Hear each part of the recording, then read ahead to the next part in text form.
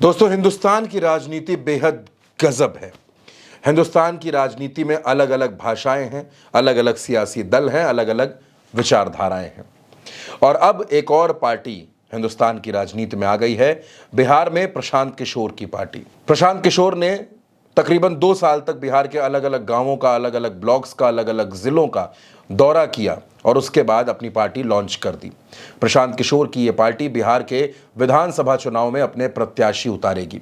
लेकिन दोस्तों, party launch के पहले ही प्रशांत किशोर के सियासी सुर बड़े संकेत दे रहे हैं। प्रशांत किशोर जो कह रहे हैं, जो बयान दे रहे हैं, वो राजनीति में बहुत ज्यादा इंपॉर्टेंट हो जाते हैं दोस्तों, क्योंकि प्रशांत किशोर ये बात कह रहे हैं। वो प्रशांत किशोर जो नीतीश कुमार के साथ भी रहे, वो प्रशांत किशोर जो 2014 में नरेंद्र मोदी की प्रचंड जीत के एक बड़े नायक माने जाते हैं, बड़े किरदार माने जाते हैं। वो प्रशांत किशोर जब ये कहते हैं कि आज की तारीख में भारत में प्रधानमंत्री नरेंद्र मोदी कमजोर हुए हैं, अपने तीसरे टर्म में प्रधानमंत्री नरेंद्र मोदी कमजोर हुए हैं और राहुल गांधी ने पिछले 2 साल में मेहनत करके अपने आप को मजबूत नेता के तौर पर, भविष्य के नेता के तौर पर तैयार कर लिया है।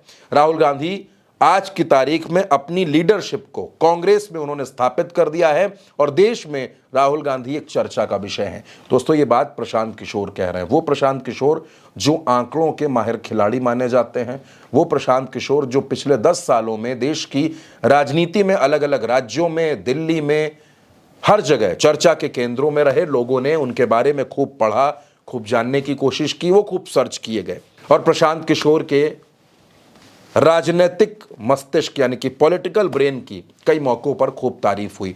वो प्रशांत किशोर ये कह रहे हैं कि राहुल गांधी पिछले 2 सालों में लगातार स्टेप बाय स्टेप मजबूत हुए हैं।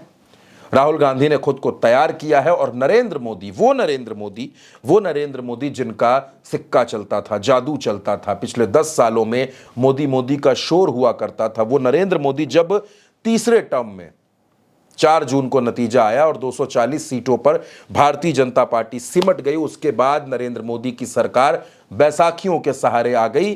तो प्रशांत किशोर ये कह रहे हैं कि प्रधानमंत्री नरेंद्र मोदी पिछले अपने सालों के मुकाबले में, पिछले अपने कार्यकाल के मुकाबले में इस बार कमजोर हुए हैं। उनकी जो क्षमता थी, उनका जो तेज था, उनके बारे में जो चर्चाएं होती थी, उनकी गति कम पड़ गई है। अब दोस्तों, प्रशांत किशोर जन स्वराज के नाम से अपना आंदोलन खड़ा कर रहे थे। उन्होंने अपनी पार्टी बनाई, बिहार के अलग अलग जिलों से उन्होंने लोगों को जोड़ा, खूब वादे किए।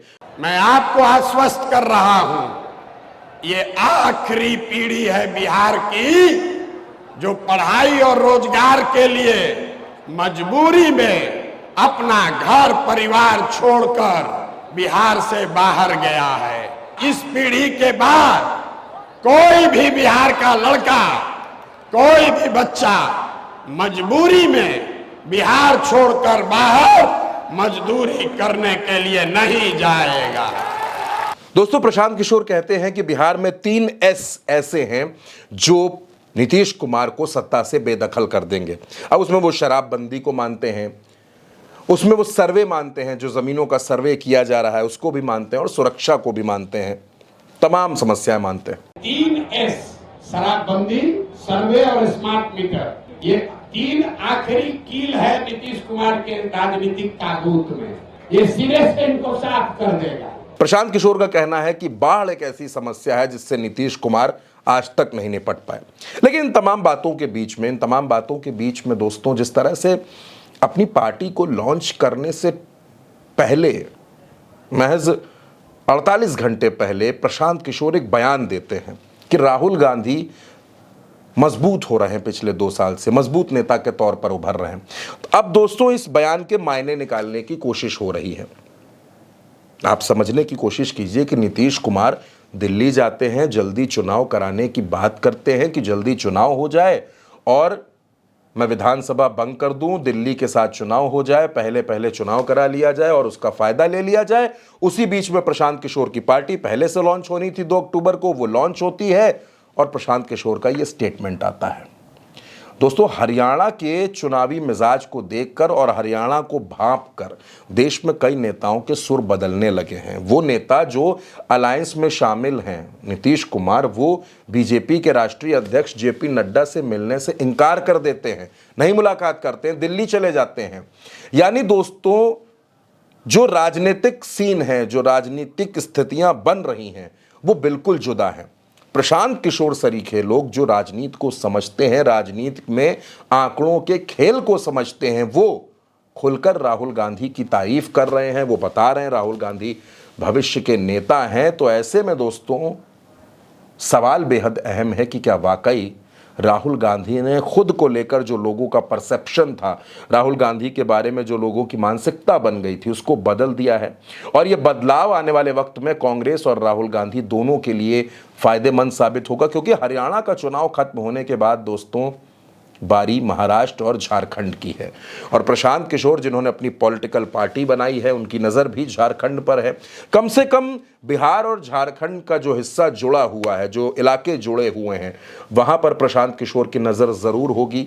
ऐसे में प्रशांत किशोर क्योंकि अब नेता बन रहे हैं, पॉलिटिकल पार्टी बना ली है, तो अब नेता के हिसाब से सोचना पड़ेगा। तो जाहिर सी बात है कि वो पॉलिटिकल ब्रेन अब इस्तेमाल कर रहे हैं, आंकड़ों में नहीं बल्कि चुनावों में भी, पार्टी में भी, प्रत्याशियों में भी वो दिखाएंगे। और इसीलिए प्रशांत किशोर अपने सियासी भविष्य को मजबूत करने के लिए नए नए दांव चल सकते हैं। दोस्तों, क्या कुछ होगा बिहार की राजनीति में, वो आने वाला वक्त तय करेगा। फिलहाल प्रशांत किशोर ने अपनी नई पार्टी बनाई है, नई पार्टी लॉन्च कर दी है। हम उनको शुभकामनाएं देते हैं। बिहार के बेहतरी के लिए, बिहार के उज्जवल भविष्य के लिए उनकी पार्टी काम करे। लेकिन बिहार के राजनीतिक समीकरण को समझना दोस्तों इतना भी आसान नहीं है। पर्दे के पीछे बैठकर चुनावी रणनीति बनाना एक अलग बात है, और पॉलिटिकल पार्टी को लॉन्च करना, उसको सफलता दिलाना एक अलग बात है। लेकिन फिलहाल मंझे हुए खिलाड़ी की तरह प्रशांत किशोर ने बयान देना शुरू कर दिया है। दोस्तों, इस खबर पर आपकी जो भी राय हो, अपनी राय हमें कमेंट बॉक्स में ज़रूर दीजिएगा।